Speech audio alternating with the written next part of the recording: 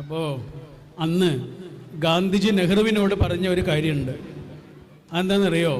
നെഹ്റു എന്ന് പറഞ്ഞാൽ ദൈവവിശ്വാസിയല്ല, മതവിശ്വാസിയല്ല. ദൈവവിശ്വാസമോ മതവിശ്വാസമോ ഇല്ലാത്ത നെഹ്റുവിനോട് ഗാന്ധിജി പറഞ്ഞത് എന്താണെന്നറിയോ? രാജ്യവുമായി ബന്ധപ്പെട്ട എന്തൊരു തീരുമാനം എടുക്കുമ്പോഴും രാജ്യവുമായി ബന്ധപ്പെട്ട എന്തൊരു തീരുമാനം എടുക്കുമ്പോഴും ഒരു ദിവസം നോമ്പ് നോൽക്കണം, വ്രതമനുഷ്ഠിക്കണം. അങ്ങനെ വ്രതമനുഷ്ഠിച്ച് വിശുദ്ധമായ മനസ്സിനോട് ചോദിക്കണം, ഞാൻ എടുക്കുന്ന ഈ തീരുമാനം കൊണ്ട് എൻ്റെ നാട്ടിലെ ഏറ്റവും പാവപ്പെട്ട മനുഷ്യന് എന്ത് കിട്ടും? എൻ്റെ നാട്ടിലെ ഏറ്റവും പാവപ്പെട്ട മനുഷ്യന് എന്തെങ്കിലും കിട്ടുമോ? കിട്ടുമെങ്കിൽ ചെയ്താൽ മതി, ഇല്ലെങ്കിൽ ചെയ്യണ്ട. എന്തൊരു വാക്കാണത്! 9 മണിക്ക് ഹാജർ പട്ടികയും ചോക്കും എടുത്ത് ക്ലാസ്സിലേക്ക് പോകുന്ന ടീച്ചറോട് ഗാന്ധിജി എന്താ പറയണമെന്നറിയോ? നിങ്ങൾ ആ ക്ലാസ് റൂമിലേക്ക് പോണത് എന്തിനാണെന്നറിയോ? ആ ക്ലാസ്സിലെ പഠിക്കാൻ ഏറ്റവും പ്രയാസമുള്ളൊരു കുട്ടിയുണ്ടാവും, പഠിക്കാൻ ഏറ്റവും പിന്നോട്ട് പോയ ഒരു കുട്ടി ഉണ്ടാവും. ആ കുട്ടിക്ക് വേണ്ടിയാണ് നിങ്ങൾ പോണത്. അതാണ് പറയുന്നത്. നിങ്ങൾ അവിടെ പഠിക്കുന്ന കുട്ടികൾക്ക് വേണ്ടിയിട്ടല്ല പോണേ. പഠിക്കുന്ന കുട്ടികൾക്ക് സ്കൂളിൻ്റെ ആവശ്യം പോലും ഇല്ല. പഠിക്കാത്ത കുട്ടികൾക്ക് വേണ്ടിയിട്ടുള്ളതാണ് സ്കൂളുകളും അധ്യാപക സമൂഹവും. അവർക്കൊന്ന് കൈ കൊടുത്താൽ, ഒരഭിനന്ദനത്തിൻ്റെ വാക്ക് മതിയാവും ഒരു കുട്ടിയുടെ ജീവിതം മാറി മറിയാൻ. ഈ അമ്പലങ്ങളും പള്ളികളും ഒക്കെ എന്തിനുള്ളതാ? പാപികൾക്കുള്ളതാ, പരിശുദ്ധന്മാരായ ആളുകൾക്കുള്ളതല്ല. അവർക്കതിൻ്റെ ആവശ്യമില്ലല്ലോ. അവർ പരിശുദ്ധരല്ലേ, അവർ പുണ്യവാന്മാരല്ലേ. പുണ്യവാന്മാർക്ക് എന്തിനാണ് പള്ളികളും അമ്പലങ്ങളും? പാപികൾക്ക് കരയാനുള്ള സ്ഥലമാണത്. സ്കൂളുകൾ ആർക്കുള്ളതാണ്? പഠിക്കാൻ പിന്നോട്ട് പോയ ആളുകളുണ്ടാവും, പല കാരണങ്ങളാൽ പഠനത്തിൽ പിന്നോട്ട് പോയ കുട്ടികളുണ്ടാവും.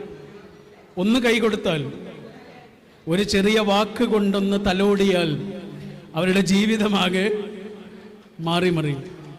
അതാണ് ഒരു മനുഷ്യൻ്റെ ഉള്ളിൽ പടച്ചോൻ ഉണ്ടാക്കി വെച്ചത് എന്താന്ന് നമുക്കറിയില്ല. നമ്മൾ ഈ കാണുന്ന മനുഷ്യന്മാർ അല്ലേ? ഞാൻ കഴിഞ്ഞ ദിവസം വായിച്ച ഒരു സംഭവമുണ്ട്. ഇങ്ങനെ വായിക്കുന്നതിനിടയിൽ ആ സംഭവം ഇങ്ങനെ വായിച്ചിട്ട് ആകെ ആകെ ആകെ പ്രയാസമായി. കുറച്ചു നേരം ഇങ്ങനെ അടച്ചു വെച്ചു പുസ്തകം, വായിക്കാൻ കഴിയണില്ല. അങ്ങനെ ഒരു സംഭവം. ഒരു പെൺകുട്ടി, സ്വർണ്ണലത എന്നാണ് അവളുടെ പേര്. അവളൊരു ഓർഫനേജിലാണ് വളർന്നത്. അങ്ങനെ ഒരു അനാഥാലയത്തിൽ വളർന്ന് പഠിച്ച് അവള് ബാംഗ്ലൂരിൽ ഒരു ആശുപത്രിയിൽ നഴ്സായി ജോലി നോക്കുക. ആ സമയത്ത് അങ്ങോട്ട് ഒരാൾ ചികിത്സയ്ക്ക് വേണ്ടി വന്ന്, പനിയൊക്കെ പിടിച്ച് ഒരാൾ വന്ന് അയാളെ ഈ പെൺകുട്ടി വളരെ സ്നേഹത്തോടെ കരുണയോടെ ശുശ്രൂഷിച്ചു. ആ കാരുണ്യം കണ്ടപ്പോൾ ഇയാൾക്ക് ആ കുട്ടിയോട് സ്നേഹമായി, അത് പ്രണയമായി. ഒരു കല്യാണം കഴിച്ചു. പക്ഷേ അവള് അനാഥാലയത്തിൽ വളർന്ന കാലത്തൊന്നും അവളെ തിരിഞ്ഞു നോക്കാത്ത കുടുംബക്കാരൊക്കെ ഇവള് കല്യാണം കഴിച്ചു എന്ന് പറഞ്ഞപ്പോൾ ഓടി വന്നു. കാരണം ഇവള് വേറെ ഒരു മതക്കാരനായ ഒരാളെയാണ് കല്യാണം കഴിച്ചത്. അത് കേട്ടതോടുകൂടി ഇവരെല്ലാവരും വന്നു, കുറ്റപ്പെടുത്തലായി, പരിഹാസമായി. അവൾക്ക് ജീവിക്കാൻ കഴിയാതായി. മാത്രമല്ല, ഈ കല്യാണം കഴിച്ച ആളില്ലേ, അയാൾ ഒട്ടും ഒരു റെസ്പോൺസിബിളായ ആളല്ല. അയാളെ ഇടയ്ക്ക് കാണാതാവും, കുറേ മാസങ്ങൾ അയാളെ കാണാതാവും. അവൾ ഗർഭിണിയായ സമയത്ത് അയാളെ കാണാതായി. കാണാതായത് മാസങ്ങളോളമാണ്. പിന്നെ അയാൾ വന്നതേയില്ല. അവൾ പ്രസവിച്ചു കഴിയുമ്പോൾ ഒരു പെൺകുട്ടിയുടെ മനസ്സും ശരീരവുമൊക്കെ വല്ലാതെ തളർന്നു പോകും.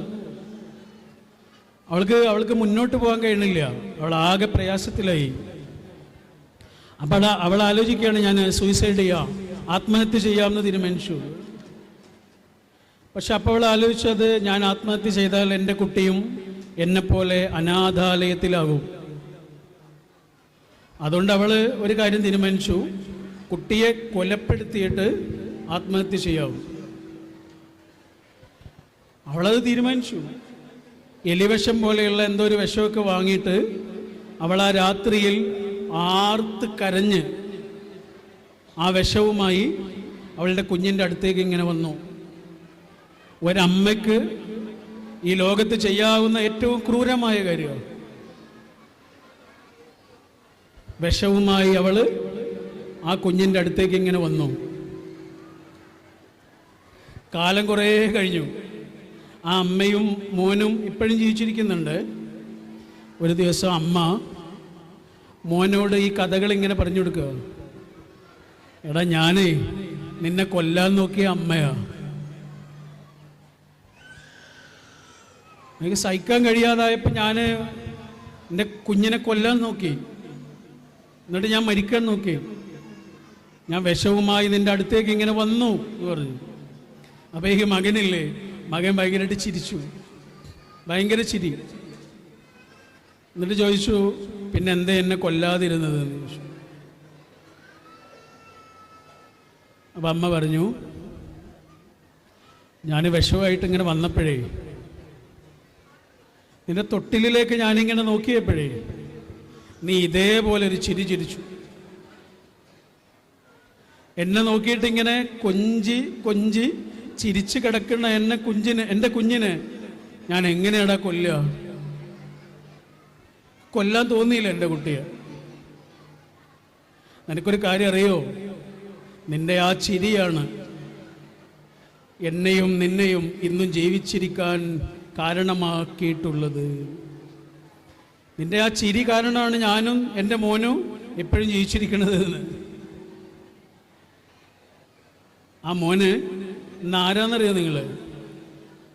4 ഭാഷകളിൽ 400ഓളം സിനിമകളിൽ അസാധാരണമായ മെയ്വഴക്കം കൊണ്ട് അത്ഭുതങ്ങൾ സൃഷ്ടിക്കുന്ന പ്രകാശ് രാജ് എന്ന അഭിനേതാവാണ് ഇന്ന് ആ കുഞ്ഞ്.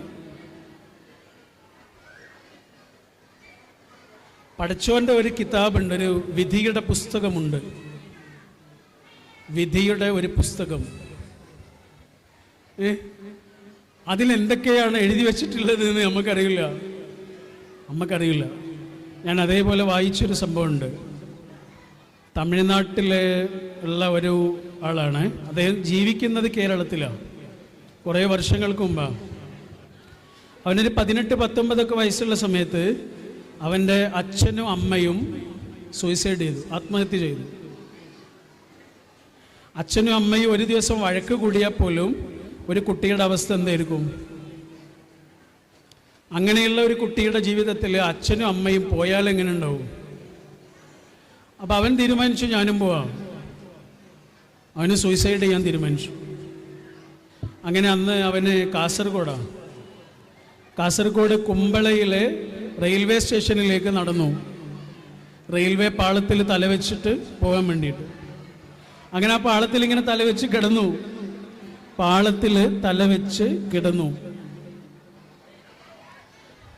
അപ്പൊ കണ്ണിങ്ങനെ തുറന്നിട്ടാണ് അവൻ കിടക്കണത്.